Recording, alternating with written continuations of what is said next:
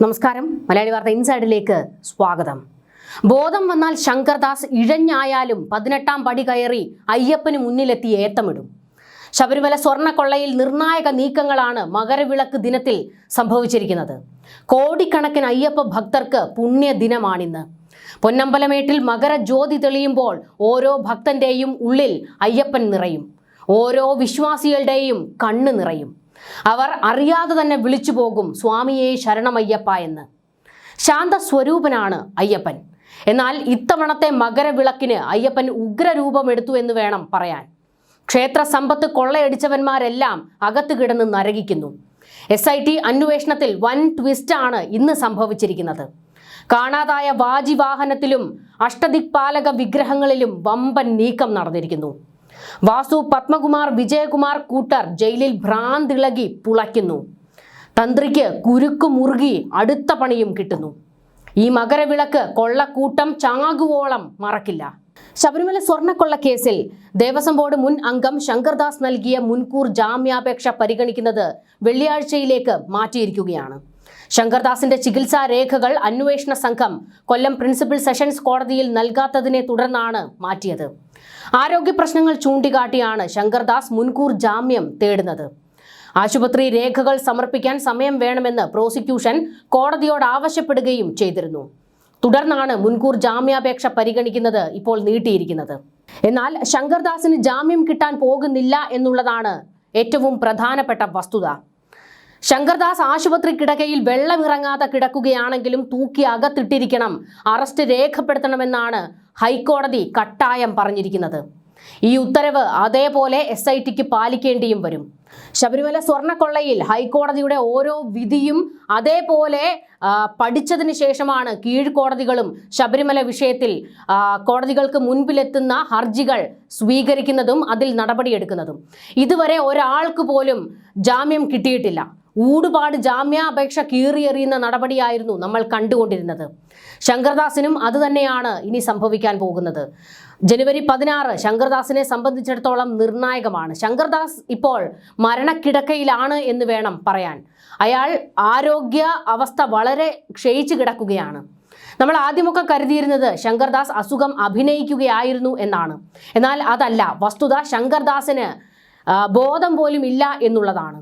എന്നാലും സാരമില്ല, ശങ്കർദാസിന്റെ അറസ്റ്റ് രേഖപ്പെടുത്തിയിരിക്കണമെന്ന് കോടതി പറയുമ്പോൾ ഈ കൊള്ളയിൽ ഉൾപ്പെട്ട ഒരാളോടും ഒരു ദയാദാക്ഷിണ്യവും കാണിക്കാൻ പോകുന്നില്ല എന്നുള്ള ആ ഒരു നിലപാടാണ് കോടതി ആവർത്തിക്കുന്നത്. നീയൊക്കെ അകത്ത് കിടന്ന് നരകിക്കണം, അതാണ് അയ്യപ്പൻ നൽകുന്ന ശിക്ഷ.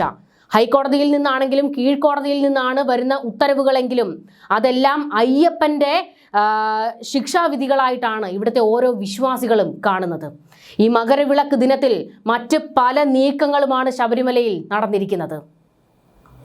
സ്വർണ്ണക്കൊള്ളയിലെ 1-ാം പ്രതി ഉണ്ണികൃഷ്ണൻ പോറ്റി നൽകിയ 2 ജാമ്യാപേക്ഷയും കോടതി തള്ളിയെറിഞ്ഞിട്ടുണ്ട്. ദ്വാരപാലക ശില്പക്കേസിലും കട്ടിളപ്പാളി കേസിലുമാണ് പോറ്റി ജാമ്യാപേക്ഷ നൽകിയത്. 2.5 മാസമായി ജയിലിലാണെന്നും ജാമ്യം നൽകണമെന്നും പോറ്റിയുടെ അഭിഭാഷകൻ വാദിച്ചിരുന്നു. വാദിക്കുകയല്ല, അപേക്ഷിക്കുകയായിരുന്നു. എന്നാൽ തെളിവുകളും തൊണ്ടിമുതലുകളും ഇപ്പോഴും ശേഖരിച്ചു വരുന്നതേ ഉള്ളൂവെന്നും ജാമ്യം നൽകരുതെന്നും പ്രോസിക്യൂഷൻ കോടതിയെ അറിയിച്ചു. ഇതേ തുടർന്നാണ് ജാമ്യ ഹർജികൾ തള്ളിയത്. എന്നാൽ മറ്റ് ചില നീക്കങ്ങളിലേക്ക് കൂടി SIT ഇപ്പോൾ കടന്നിട്ടുണ്ട്. കോടതിയുടെ അനുമതിയോടുകൂടിയാണ് നിർണായക നീക്കത്തിലേക്ക്, വഴിത്തിരിവിലേക്ക് SIT കടന്നിരിക്കുന്നത്. തന്ത്രി കണ്ഠരര് രാജീവരുടെ വീട്ടിൽ നിന്നും കണ്ടെത്തിയ വാജിവാഹനം കോടതിയിൽ നൽകിയിരിക്കുകയാണ് പ്രത്യേക അന്വേഷണ സംഘം. കൊല്ലം വിജിലൻസ് കോടതിയിലാണ് വാജിവാഹനം സമർപ്പിച്ചിരിക്കുന്നത്. പഴയ കൊടിമരത്തിലുണ്ടായിരുന്ന വാജിവാഹനം തന്ത്രി കണ്ഠരര് രാജീവര് കൈവശം വെച്ചിരിക്കുകയായിരുന്നു. വർഷങ്ങൾ പഴക്കമുള്ള ശില്പമാണ് വാജിവാഹനം. 11 കിലോ തൂക്കം വരുന്ന പഞ്ചലോഹത്തിൽ സ്വർണം പൊതിഞ്ഞതാണ് ഇത്. നിർണായകമായ ഒരു നീക്കമാണ് അന്വേഷണ സംഘം ഇന്ന് നടത്തിയിരിക്കുന്നത്. സ്വർണ്ണക്കൊള്ളയുമായി ബന്ധപ്പെട്ട അന്വേഷണം പുതിയ തലങ്ങളിലേക്ക് കൂടി എത്തുന്നു. ക്ഷേത്രത്തിലെ കൊടിമരം മാറ്റി സ്ഥാപിച്ചതുമായി ബന്ധപ്പെട്ട ക്രമക്കേടുകൾ കൂടി പ്രത്യേക അന്വേഷണ സംഘത്തിന്റെയും ദേവസ്വം വിജിലൻസിന്റെയും പരിധിയിൽ വരികയാണ്. ഹൈക്കോടതി നിർദ്ദേശപ്രകാരമാണ് അന്വേഷണം വ്യാപിപ്പിച്ചിരിക്കുന്നത്. 2017 ശബരിമലയിൽ ഉണ്ടായിരുന്ന വളരെ മൂല്യമുള്ള വാജിവാഹനം തന്ത്രി വീട്ടിലേക്ക് കൊണ്ടുപോകുന്നത്. വാജിവാഹനത്തിൽ അടിമുടി ദുരൂഹതകളാണ് എന്നാൽ സംഭവിച്ചിരിക്കുന്നത്. ശബരിമലയിൽ പഴയ കൊടിമരം സ്വർണം പൂശി ഈ സമയത്താണ് വാജിവാഹനം പോകുന്നത്. അന്ന് ഈ വാജിവാഹനം ഹൈദരാബാദിലേക്ക് പോയി എന്നുള്ള, അതായത് ആരൊക്കെയോ ചേർന്ന് കൊണ്ടുപോയി എന്നുള്ള ഒരു സൂചന ഉണ്ടായിരുന്നു. എന്നാൽ പിന്നീട് ശബരിമല കൊള്ളയിൽ വിവരങ്ങൾ പുറത്തേക്ക് വരുമ്പോൾ ഹൈക്കോടതി കർശന ഉത്തരവിന് നീക്കം തുടങ്ങിയതോടെ ഹൈദരാബാദിൽ നിന്നും തന്ത്രിയുടെ വീട്ടിലേക്ക് വീണ്ടും വാജിവാഹനം എത്തിക്കുകയായിരുന്നു എന്നുള്ള ഒരു വിവരം ഇപ്പോൾ പുറത്തു വരുന്നുണ്ട്. ഇക്കാര്യം പക്ഷേ തന്ത്രി സമ്മതിച്ചിട്ടില്ല. അതുകൊണ്ട് തന്നെ വാജിവാഹനം കൊണ്ടുപോയത് തന്ത്രിക്ക് കുരുക്കായി മാറും. സന്നിധാനത്ത് 8 വർഷത്തിനു മുൻപ് സ്വർണ്ണ കൊടിമരവും അയ്യപ്പ വാഹനമായ കുതിരയുടെ രൂപവും സ്ഥാപിച്ചപ്പോൾ മുൻപുണ്ടായിരുന്ന കുതിര രൂപം മാറ്റുകയായിരുന്നു. 10 കിലോയോളം തങ്കം ഉപയോഗിച്ചാണ് സ്വർണ്ണ കൊടിമരം പുതുക്കി നിർമ്മിച്ചിരിക്കുന്നത്. ഹൈദരാബാദ് ആസ്ഥാനമായ സ്വകാര്യ കമ്പനിക്ക് പുതിയ സ്വർണ്ണ കൊടിമരം നിർമ്മിക്കാനുള്ള സ്പോൺസർഷിപ്പ് നൽകിയതിലും ക്രമക്കേടുകൾ നടന്നതായിട്ടാണ് ഇപ്പോൾ ആരോപണങ്ങൾ വരുന്നത്. കൊടിമരത്തിനൊപ്പം ഉണ്ടായിരുന്ന സ്വർണത്തിലോ പഞ്ചലോഹത്തിലോ നിർമ്മിച്ച അഷ്ടദിക്പാലക രൂപങ്ങളെക്കുറിച്ച് ഇപ്പോഴും വ്യക്തതയില്ല. ഇവ എവിടെയാണെന്ന ചോദ്യത്തിന് ദേവസ്വം വിജിലൻസിന്റെ പ്രാഥമിക അന്വേഷണത്തിൽ മറുപടി ലഭിച്ചിട്ടില്ല. ഇവ കടത്തിയതാണോ അതോ ദേവസ്വം രേഖകളിൽ ഇല്ലാത്തതാണോ എന്ന കാര്യം SIT ഇപ്പോൾ പരിശോധിച്ചു വരികയാണ്. ഹൈക്കോടതിയുടെ ഉത്തരവനുസരിച്ചാണ് ഇപ്പോൾ ഈ വാജിവാഹനത്തിലും അഷ്ടദിക്പാലക വിഗ്രഹത്തിലുമൊക്കെ അന്വേഷണം ശക്തമാകുന്നത്. നമ്മൾ ഇതുവരെ കരുതിയിരുന്നത് എന്താണ്? ശബരിമലയിലെ സ്വർണ്ണപ്പാളിയിലും ദ്വാരപാലക ശില്പങ്ങളിലും നടന്നിരിക്കുന്ന തിരിമറികൾ, കൊള്ളകൾ മാത്രം അതിൽ മാത്രമേ അന്വേഷണം നടക്കുകയുള്ളൂ, അത് മാത്രമേ ശബരിമലയിൽ നിന്ന് നഷ്ടപ്പെട്ടിട്ടുള്ളൂ എന്നായിരുന്നല്ലോ. എന്നാൽ അതല്ല, അവിടുത്തെ ഓരോ തുരുമ്പടക്കം കൊള്ളയടിച്ചു കൊണ്ടുപോയിട്ടുണ്ട്. ഇപ്പോൾ പുറത്തു വന്നിരിക്കുന്നത് മഞ്ഞുമലയുടെ ഒരു അറ്റം മാത്രമാണ്. ഇപ്പോൾ ദ്വാരപാലക ശില്പത്തിൽ നിന്ന് അന്വേഷണം വാജിവാഹനത്തിലേക്കും അഷ്ടദിക്പാലക വിഗ്രഹത്തിലേക്കും ഒക്കെ മാറുമ്പോൾ അവിടെ ശബരിമലയിൽ ഉണ്ടായിരുന്ന എല്ലാ വസ്തുവകകളിലേക്കും ഇനി അന്വേഷണം വ്യാപിക്കുകയാണ്. ഇത് മുൻപുണ്ടായിരുന്ന, അതായത് മാറി മാറി ഭരിച്ചിരുന്ന സർക്കാരുകളുടെ കാലത്തെ എല്ലാ അന്വേഷണത്തിലേക്കും കടക്കും എന്നുള്ളത് ഉറപ്പാണ്. അങ്ങനെ വന്നാൽ കോൺഗ്രസിനും രക്ഷയുണ്ടാകില്ല. 2017 പ്രയാർ ഗോപാലകൃഷ്ണൻ ദേവസ്വം ബോർഡ് പ്രസിഡന്റായിരുന്ന കാലത്താണ് ശബരിമലയിലെ പഴയ കൊടിമരം മാറ്റി പുതിയത് സ്ഥാപിച്ചത്. പഴയത് ജീർണിച്ചതിനാലായിരുന്നു മാറ്റി സ്ഥാപിക്കാൻ തീരുമാനിച്ചത്. എന്നാൽ അന്ന് നീക്കം ചെയ്ത പഴയ ഭാഗങ്ങളും അതിലുണ്ടായിരുന്ന വിഗ്രഹ രൂപങ്ങളും കൃത്യമായി ദേവസ്വത്തിന് കൈമാറിയിരുന്നോ എന്നതിലാണ് ഇപ്പോൾ ദുരൂഹത നിഴലിക്കുന്നത്.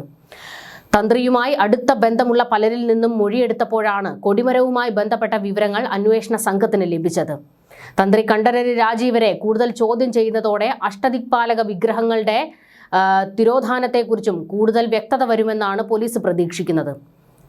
ശബരിമലയിലെ ആഭരണങ്ങളുടെയും സ്വർണത്തിന്റെയും കണക്കുകൾ ഒത്തുനോക്കുന്നതിനൊപ്പം ഈ പുതിയ കണ്ടെത്തൽ ദേവസ്വം ബോർഡിനെ കൂടുതൽ പ്രതിരോധത്തിലാക്കിയിട്ടുണ്ട്. CBI അന്വേഷണം എന്ന ആവശ്യത്തിന്റെ സാധ്യത കൂട്ടുന്നതാണ് പുതിയ ആരോപണങ്ങൾ. 2017 കൊടിമരം പുനഃസ്ഥാപിച്ചപ്പോൾ ഏകദേശം 9.16 കിലോ സ്വർണമാണ് പൂശാൻ ഉപയോഗിച്ചതെന്ന് കണക്കുകൾ സൂചിപ്പിക്കുന്നു. ഈ സ്വർണം മുഴുവൻ കൃത്യമായി ഉപയോഗിച്ചോ അതോ തിരിമറി നടന്നോ എന്നതും പരിശോധിക്കും. പഴയ കൊടിമരം മാറ്റിയപ്പോൾ അതിലുണ്ടായിരുന്ന സ്വർണത്തിന്റെ അളവ് ദേവസ്വം റെക്കോർഡുകളിൽ കൃത്യമാണോ എന്നതും തർക്ക വിഷയമാണ്. കൊടിമരത്തിന്റെ ചുവട്ടിലായി സ്ഥാപിച്ചിട്ടുള്ള 8 രൂപങ്ങളാണ് അഷ്ടദിക്പാലകർ. ഇവ സാധാരണയായി പഞ്ചലോഹത്തിലോ വെങ്കലത്തിലോ നിർമ്മിച്ച് സ്വർണം പൂശിയവയാണ്. പുരാതനമായ ഈ രൂപങ്ങൾക്ക് കോടിക്കണക്കിന് രൂപ അന്താരാഷ്ട്ര വിപണിയിൽ മൂല്യമുണ്ട്. ഇവ തന്ത്രിയുടെ വീട്ടിൽ നിന്ന് കണ്ടെടുത്ത വാജിവാഹനത്തിനൊപ്പം ഉണ്ടായിരുന്നില്ല എന്നത് വലിയ ഗൂഢാലോചനയിലേക്ക് വിരൽ ചൂണ്ടുന്നു. കൊടിമരം മാറ്റിയ സമയത്ത് ദേവസ്വം വിജിലൻസ് ഒരു ഇൻവെന്ററി തയ്യാറാക്കിയിട്ടുണ്ടാകും. എന്നാൽ ഇപ്പോൾ കാണാതായ രൂപങ്ങളെക്കുറിച്ച് ഈ ലിസ്റ്റിൽ പരാമർശമുണ്ടോ എന്നത് വ്യക്തമല്ല. രേഖകളിൽ പൊരുത്തക്കേടുകൾ കണ്ടെത്തിയാൽ അന്നത്തെ ദേവസ്വം ഉദ്യോഗസ്ഥരും അന്വേഷണ പരിധിയിൽ വരും. ഇത് കോൺഗ്രസിനിട്ടുള്ള പൂട്ടാണ്. സംസ്ഥാന പോലീസിന്റെ പ്രത്യേക അന്വേഷണ സംഘത്തിന് തന്ത്രിയെയും ദേവസ്വം ഉന്നതരെയും ചോദ്യം ചെയ്യുന്നതിൽ പരിമിതികൾ ഉണ്ടെന്ന് ഭക്ത സംഘടനകൾ ഇപ്പോൾ ആരോപിക്കുന്നുണ്ട്. സ്വർണം കടത്തിൽ അന്തർ സംസ്ഥാന ബന്ധമുണ്ടെന്ന സംശയം ബലപ്പെട്ടാൽ കേസ് CBIക്ക് വിടണമെന്നാവശ്യപ്പെട്ട് ഹൈക്കോടതിയിൽ പുതിയ ഹർജികൾ വരാൻ സാധ്യതയുണ്ട്. രാജീവരുടെ അറസ്റ്റിലേക്ക് നയിച്ച കട്ടിളപ്പാളി കേസും സ്വർണ്ണക്കൊള്ളയും തമ്മിൽ ബന്ധമുണ്ടോ എന്ന് പരിശോധിക്കുന്നുണ്ട്. ക്ഷേത്ര നവീകരണത്തിന്റെ മറവിൽ നടന്ന നീക്കങ്ങളെല്ലാം ഒരേ സംഘമാണോ ചെയ്തത് എന്നതാണ് പോലീസിന്റെ സംശയം. വാജിവാഹനവുമായി ബന്ധപ്പെട്ട് തന്ത്രിക്ക് കുരുക്കാകുന്ന പലതുമാണ് ഇനി സംഭവിക്കാൻ പോകുന്നത് എന്നുള്ള വിവരങ്ങൾ പുറത്തു വരുന്നുണ്ട്. പുതിയ സ്വർണ്ണ കൊടിമരം സ്ഥാപിച്ച് 2 മാസത്തിനുള്ളിൽ അതിൽ മെർക്കുറി ഒഴിച്ച് നശിപ്പിച്ചതായും കണ്ടെത്തിയിരുന്നു. വാജി എന്ന വാക്ക് കുതിര എന്ന അർത്ഥത്തിൽ ഉപയോഗിക്കുന്നു. ഉദാഹരണത്തിന് ശാസ്താവിന്റെ വാഹനം കുതിരയാണ്. അതിനെ ശാസ്താവിന്റെ വാജി എന്ന് പറയാം. ഭഗവാന്റെ ധ്വജപ്രതിഷ്ഠകളിൽ വാഹനമായി പ്രതിഷ്ഠിക്കപ്പെടുന്നത് അശ്വമാണ്. ശാസ്താവിന്റെ കൊടിയടയാളങ്ങളും കുതിര തന്നെ. വാജിവാഹനൻ, തുരകവാഹനൻ, ഹയാരൂഢൻ, അശ്വാരൂഢൻ എന്നെല്ലാം ശാസ്താവിനെ അറിയപ്പെടുന്നു. അതിവേഗം ഗമിക്കുന്നത്, ചിന്തിക്കുന്നത് എന്നെല്ലാമാണ് തുരകം, അശം, വാജി, ഹയം എന്നീ പദങ്ങൾക്കെല്ലാമുള്ള അർത്ഥം. മനുഷ്യന്റെ ചിന്തകളെയാണ് ധർമ്മമൂർത്തിയായ ശാസ്താവിന്റെ വാഹനമായി കൽപ്പിച്ചിരിക്കുന്നത്. 2017 ഏപ്രിലാണ് പുതിയ സ്വർണ്ണ കൊടിമരം സ്ഥാപിക്കാൻ നടപടികൾ ആരംഭിക്കുന്നത്. 10 കിലോയോളം തങ്കം ഉപയോഗിച്ച് 3.5 കോടി രൂപ ചെലവിട്ടാണ് സ്വർണ്ണ കൊടിമരം നിർമ്മിച്ചത് എന്നാണ് വിവരം. ശബരിമല സ്വർണ്ണക്കൊള്ളയിൽ ഇനിയും പലതും പുറത്തേക്ക് വരാനുണ്ട്. തന്ത്രി മാത്രമാണിപ്പോൾ അറസ്റ്റിലായിരിക്കുന്നത്. തന്ത്രിയിൽ നിന്ന് മന്ത്രിയിലേക്ക് പോകുമോ? ഇതൊക്കെ ഒരു ചോദ്യമാണ്. അതിനിടയിൽ ശങ്കർദാസിന്റെ അവസ്ഥ 16-ാം തീയതി എന്താകും? ഒരു ഉത്തരമേ ഉള്ളൂ അതിന്. ശങ്കർദാസിന് ജാമ്യം കിട്ടാൻ സാധ്യതയില്ല. ഇവിടുത്തെ ഓരോ വിശ്വാസികളും അതുതന്നെയാണ് പറയുന്നത്. ശങ്കർദാസിന് ജാമ്യം കിട്ടരുത്. അയാൾക്ക് ഒരു പരിഗണന പോലും കിട്ടാൻ അനുവദിക്കരുത്. അയാളുടെ അറസ്റ്റ് രേഖപ്പെടുത്തണം. അത് അയാൾ ഇനിയിപ്പോൾ മരണക്കിടക്കയിൽ കിടക്കുകയാണെങ്കിൽ പോലും അയാളുടെ അറസ്റ്റ് രേഖപ്പെടുത്തണം എന്നുള്ള ആവശ്യമാണ് ശക്തമാകുന്നത്. ഈ ശബരിമല സ്വർണ്ണക്കൊള്ളയിൽ ഇന്ന് മകരവിളക്ക് ദിനമാണ്. ഏറ്റവും ഭക്തിയോടുകൂടി അയ്യപ്പ ഭക്തർ കാണുന്ന ഒരു ദിവസം തന്നെയാണിത്. ഈ ദിവസം തന്നെ ഒരുപാട് നീക്കങ്ങളാണ് ശബരിമല സ്വർണ്ണക്കൊള്ളയുമായി ബന്ധപ്പെട്ട് നടന്നിരിക്കുന്നത്. ഹൈക്കോടതിയിലുള്ള ജനങ്ങളുടെ വിശ്വാസികളുടെ വിശ്വാസം 10 മടങ്ങ് വർദ്ധിച്ചിരിക്കുകയാണ്. കാരണം ഹൈക്കോടതി ഉള്ളതുകൊണ്ടാണ് ഇവരുടെയൊക്കെ അറസ്റ്റുകൾ സംഭവിച്ചിരിക്കുന്നതെന്ന് ഓരോ വിശ്വാസികളും പറയുന്നുണ്ട്. സർക്കാരിൻ്റെ മാത്രം മേൽനോട്ടത്തിലായിരുന്നു ഈ അന്വേഷണം നടക്കുന്നതെങ്കിൽ ഇതിനോടകം ഉണ്ണികൃഷ്ണൻ പോറ്റിയും വേണമെങ്കിൽ ഒരു മുരാരി ബാബുവിലും ഈ കേസ് അവസാനിക്കുമായിരുന്നു. എന്നാൽ ഹൈക്കോടതി ഉള്ളതുകൊണ്ടാണ് ഇതിലെ ഓരോ പേരുകളും പുറത്തേക്ക് വന്നത്. പല ഘട്ടങ്ങളിലും ഹൈക്കോടതിയിൽ SIT റിപ്പോർട്ടുകൾ സമർപ്പിക്കുമ്പോഴും SITയുടെ ഭാഗത്തു നിന്നുണ്ടാകുന്ന പിഴവുകൾ പോലും ഹൈക്കോടതി ചൂണ്ടിക്കാട്ടിയിരുന്നു.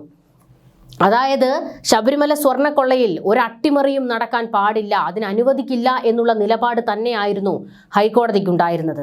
പല കേസുകളിലും ഹൈക്കോടതിയെ പോലും വിമർശിക്കാറുണ്ടായിരുന്നു കേരളത്തിലെ ജനങ്ങൾ.